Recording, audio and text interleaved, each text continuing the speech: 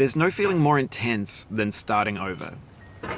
If you deleted your homework the day before it was due, as I have, or if you left your wallet at home and you have to go back after spending an hour in the commute.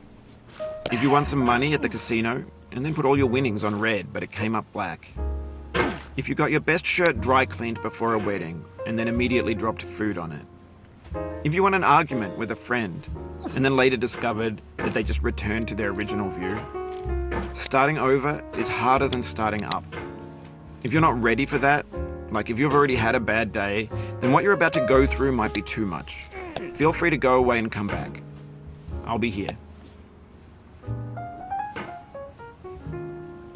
Alright, thanks for coming with me on this trip.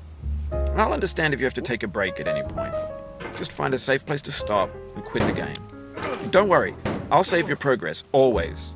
Even your mistakes. This game is a homage to a free game that came out in 2002, titled Sexy Hiking. The author of that game was Jazzuo, a mysterious Czech designer who was known at the time as the father of B games. And B games are rough assemblages of found objects. Designers slap them together very quickly and freely, and they're often too rough and unfriendly to gain much of a following. They're built more for the joy of building them than as polished products. In a certain way, Sexy Hiking is the perfect embodiment of a B game. It's built almost entirely out of found and recycled parts, and it's one of the most unusual and unfriendly games of its time. In it, your task is simply to drag yourself up a mountain with a hammer. And that act of climbing, in the digital world or in real life, has certain essential properties that give the game its flavor. No amount of forward progress is guaranteed. Some cliffs are too sheer or too slippery. And the player is constantly, unremittingly in danger of falling and losing everything.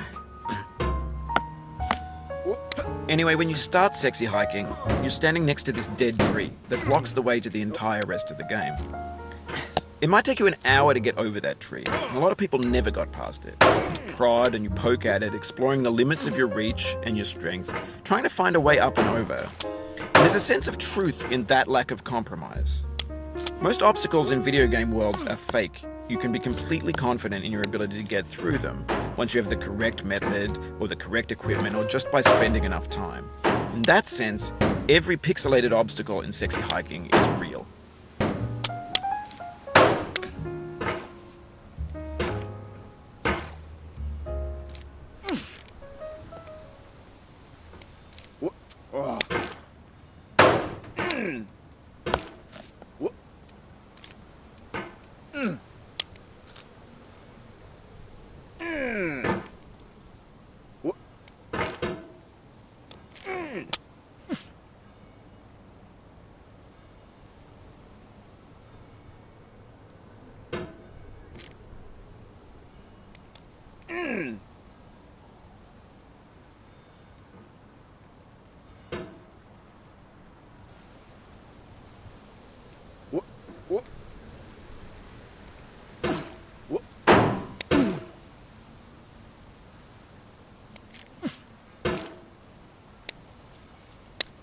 The obstacles in sexy hiking are unyielding, and that makes the game uniquely frustrating.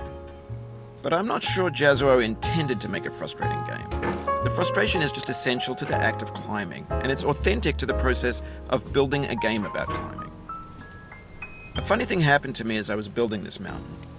I'd have an idea for a new obstacle, and I'd build it, test it, and it would usually turn out to be unreasonably hard. But I couldn't bring myself to make it easier. It already felt like my inability to get past a new obstacle was my fault as a player rather than as a builder. Imaginary mountains build themselves from our efforts to climb them, and it's our repeated attempts to reach the summit that turns those mountains into something real.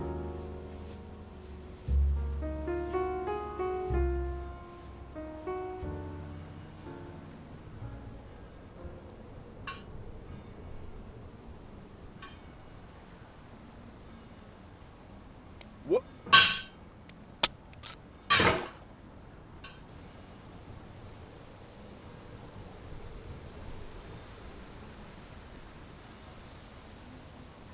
What?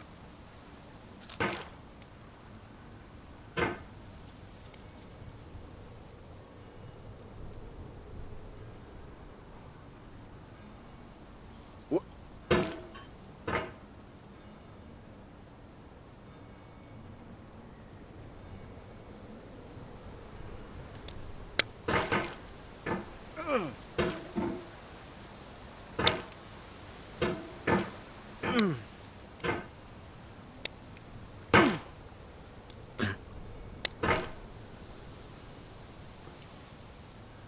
What? What? Ugh.